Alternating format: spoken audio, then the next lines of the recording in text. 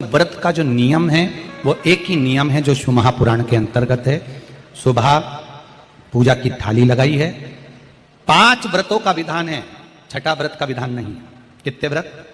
5। सुबह पूजन की थाली लगाई है। पूजा की थाली, अभिषेक का सामान सब लेकर आप मंदिर में जाइए। शिव मंदिर में जाकर बाबा का जल अभिषेक पूजन करिए जिस हिसाब से आप करते आए हो।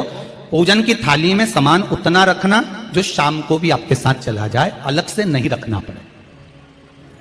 अलग से केवल शाम को दिए रखो, जल रख लो थोड़ा सा, और बाकी का जो मिष्ठान आप तैयार करोगे बस वो, बाकी का चंदन अबीर गुलाल ये सब सुबह की थाली का रखिए, थोड़ा फल जो भी रख लो। सुबह पूजन करो, बाबा का निवेदन करो, घर आ जाओ, थाली को ढक कर रख दीजिए।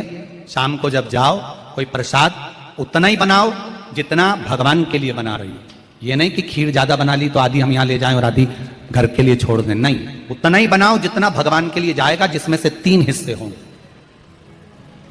एक पात्र में भरकर ले जाओ, दोने ले जाओ, कटोरी ले जाओ, प्लेट ले जाओ, जो तुम्हारी मर्जी पड़े, कागज ले जाओ, जो तुम्हारा मन पड़े वो ले जाओ। 6 दिए लेकर जाओ, बाबा के मंदिर में जाकर पूजन अर्चना करो। शाम को अभिषेक नहीं करना है, केवल छींटा देना है। थोड़ा सा जल जो बचा हुआ है उसमें से थोड़ा थोड़ा छींटा देकर, जल का थोड़ा सा छींटा देकर पूजन आदि कर कर, जैसी पूजन सुबह करी वैसे ही भाव से पूजन करो। 5 दिए थाली में से नीचे रख दो, छठवा दिया भी नीचे उतार दो थाली में से। 5 दिए लगाना जब प्रसाद के 3 हिस्से पूरे कर दो, प्रसाद के 3 हिस्से रख दो नीचे, फिर दिए लगा दो 5। एक दिया उठाकर जिसको जलाया नहीं है वापिस अपनी थाली में रख दो। 5 दिए प्रज्वलित कर कर बाबा को निवेदन कर दो, बाबा आज मेरा पहला पशुपति व्रत है, इसको स्वीकार करना। दिल से बाबा इस कार्य के लिए मैंने करा है, इसको स्वीकार कर लेना। बहुत सुना बाबा पशुपति व्रत में कर रही हूं, मैं भी पूर्व में ना जाने कितनी योनियां ली होंगी, कौन सा मैंने बेकार कर्म करा होगा जो आज मुझे दुख भोगना पड़ रहा है।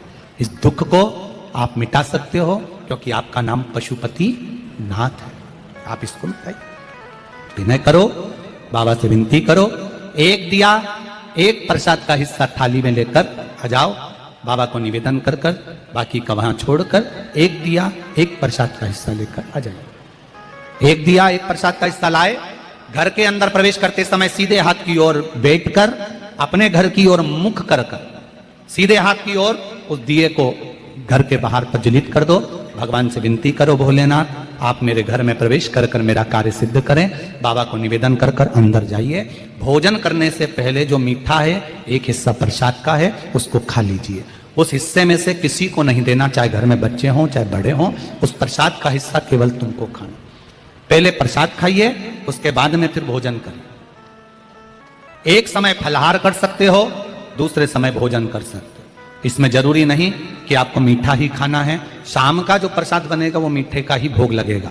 सुबेरे आप आराम से नमकीन का भी फलाहार कर सकते हो, मीठे का भी फलाहार कर सकते हो। फलाहार के लिए कोई मना नहीं है, फलाहार आप कैसा भी कर सकते हो। पर भोजन जब करोगे, अन्न जब खाओगे, जब पहले भगवान का प्रसाद खा लो।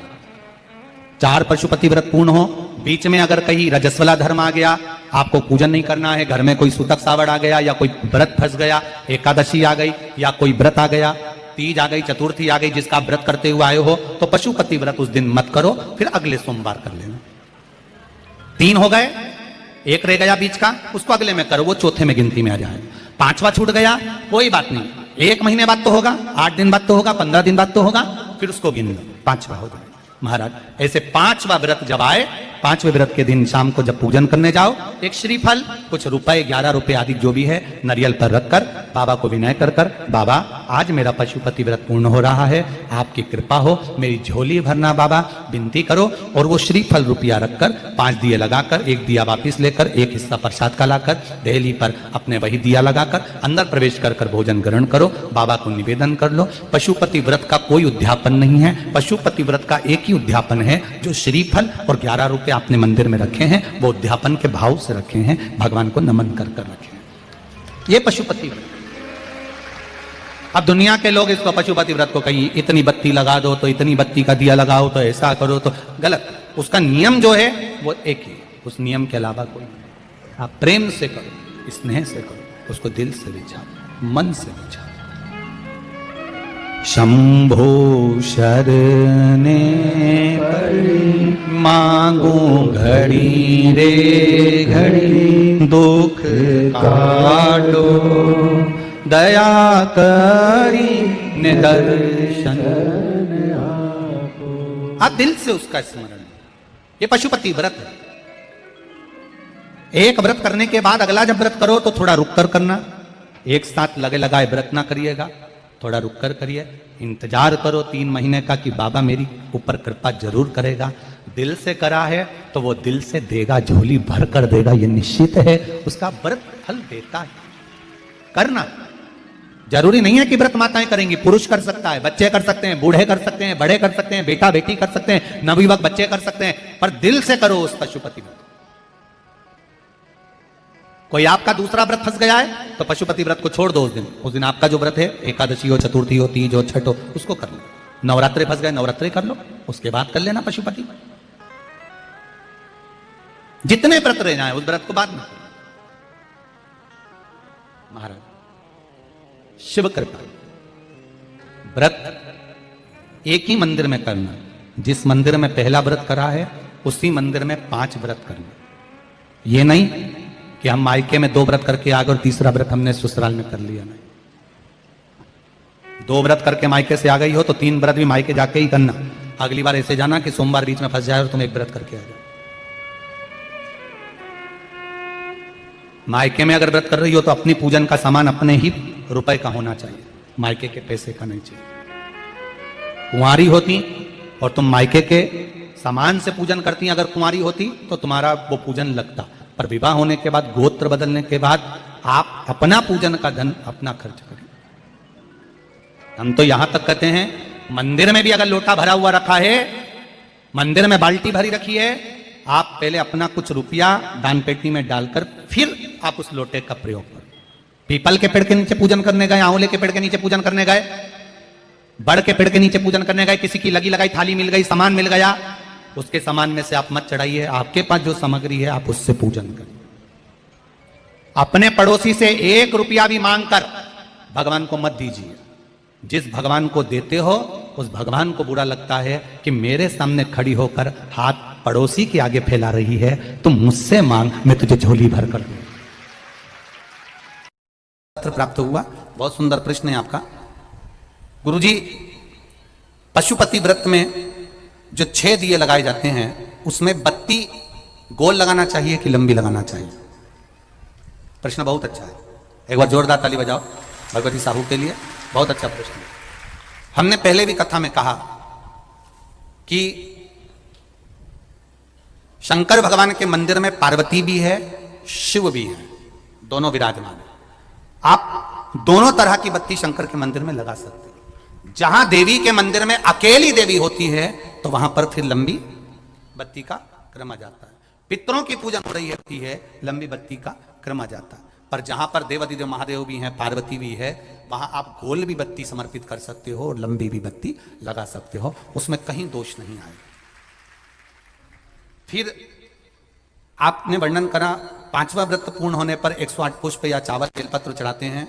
सबको एक साथ चढ़ा देना चाहिए कि एक एक करके चढ़ाना चाहिए? वैसे शास्त्र रीति के अनुसार पशुपति व्रत में जो 5वां सोमवार पूर्ण होगा और आप 108 अगर कोई वस्तु चढ़ा रहे हो तो एक एक कर श्री शिवाय नमस्तुभ्यम, श्री शिवाय नमस्तुभ्यम, एक एक कर चढ़ाना चाहिए। एक साथ हाथ में लिया और एक साथ नहीं चढ़ाना, एक एक कर समर्पित। बहुत अच्छा प्रश्न है। एक प्रश्न जो आपने किया था उसका उत्तर इस कथा में चल रहा है, नंदी वाला।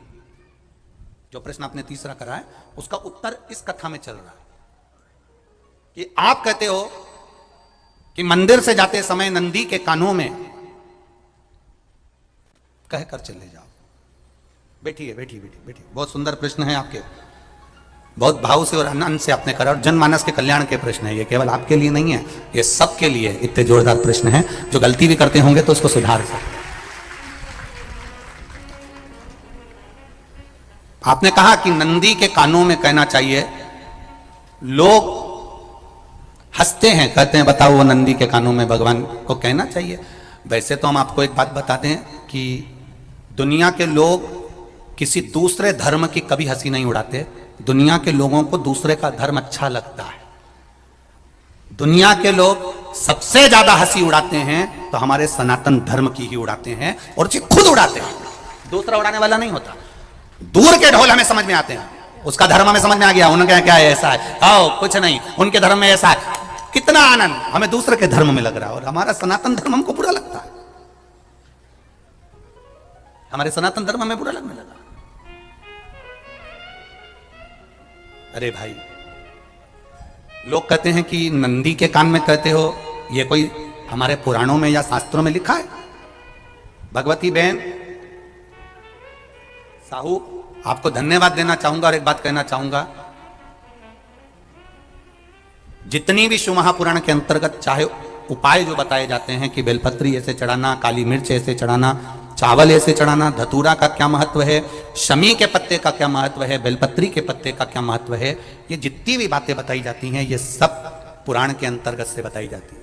अब दुनिया के लोग इसको चाहे टोटका कह दें, चाहे दुनिया के लोग इसे टोना कह दें, पर पुराण से हटकर कुछ नहीं। और आप लोगों को अगर बोला है कि नंदी के कान में कहकर भगवान शंकर के मन में बात पहुंचे, तो ये क्यों कहा, तो ये भी हमारी शिव महापुराण में लिखा है, जलंधर के चरित्र में। कोई आपसे कहे कि नंदी के कान में बोलने से क्या होता है, ये जलंधर का चरित्र कह रहा है। मां पार्वती जी का हस्त कमल पकड़कर जलंधर लेकर जाने लगा, वृंदा का पति लेकर जा रहा। वृंदा तो भगवान की भक्ति में लीन रहती थी, उसको तो जलंधर को सबसे ज्यादा तकलीफ थी नारायण से, पर शिव के पास आ गया, क्योंकि ईर्षा प्रवृत्ति, अभी कथा में कहा, कोई कोई ऐसा होता है जिसको तुमसे बेर नहीं होता तो भी अंदर से ईर्षा जाग जाती है, कोई कोई ऐसा होगा जिसको अंदर से ईर्षा जागती है, अपने आप अंदर से ईर्षा जागती है, उसका कोई बेर नहीं, और ईर्षा जाग गई, भीतर से ईर्षा जाग गई। ना आप उससे मिले हो, ना कभी वो आप उसके सामने बैठे हो। कई लोग किसी ना किसी की बुराई करते हैं तो हम लोग पूछ भी लेते हैं, क्यों साहब उनसे मिलकर आए हो क्या तुम? कभी नहीं मिल किया, कभी उनका सामना हुआ नहीं हुआ, तो फिर बुराई क्यों कर रहा? एक ने कर दी थी इसलिए हमारे ध्यान में था तो हमने भी कर दी। लो, वो कुआं में डूब के मरेगा तो तू भी मरेगा का? नहीं। नंदी सामने बैठा है, गणेश जी को मालूम पड़ गया, कार्तिकेय को मालूम पड़ गया, मां पार्वती जी का हस्त कमल जलंधर ने पकड़ लिया और लेकर चला, मालूम पड़ गया, तब नहीं रहा गया। गणेश जी को क्रोध आ गया और गणेश जी महाराज आए, शिव जी को जगाने लगे, पिताजी पिताजी पिताजी कर कर जगाया, उठो पिताजी,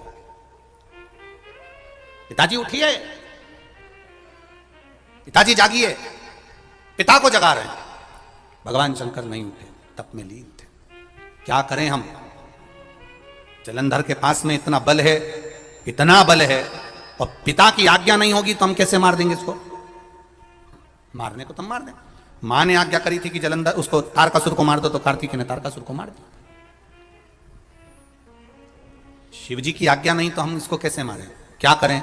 सब कुछ गणेश जी ने देख लिया, शंकर जी के ऊपर बहुत बहुत बहुत बहुत प्रार्थना कर कर देख ली, पर शंकर जी नहीं जागे। तब आखिरी में विनायक ने, गणेश ने, जितने लोग आस्था चैनल पर कथा सुन रहे हैं, जितने लोग फेसबुक यूट्यूब पर कथा सुन रहे हैं, इस बात को याद रखना कि नंदी के कान में कहने से क्या होता है, वो ये इस कथा से सीख लेना। आखिरी में गणेश जी को लगा किसको कहूं, शंकर जी भी तप में हैं, नंदी भी तप में है, मैं किसको कहूं?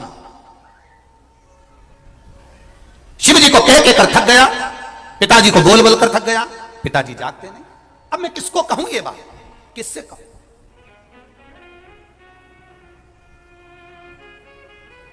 विनायक गए सीधे अब नंदी के पास में। नंदी भी तप में लीन थे, शंकर जी की ओर मुख था, शंकर जी की ओर मुख था। गए और जाकर तुरंत विनायक ने नंदी के कानों में जाकर कहा, नंदीश्वर, मैया का हाथ पकड़कर जलंधर लेकर जा रहा है, पिताजी तप में लीन है, कृपा करिए ना। बस केवल नंदी के कान में कहा, गणेश जी दूर हट गए। नंदी के कान में कहा, शंकर जी के नेत्र खुल गए, शिव जी के नेत्र खुले।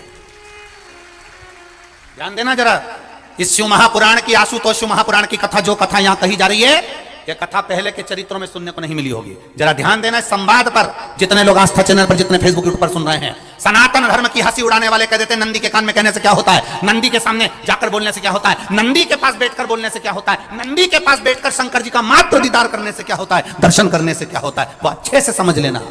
जो लोग सनातन धर्म पर उंगलियां उठाते हैं वो अच्छे से समझ लें इस बात को।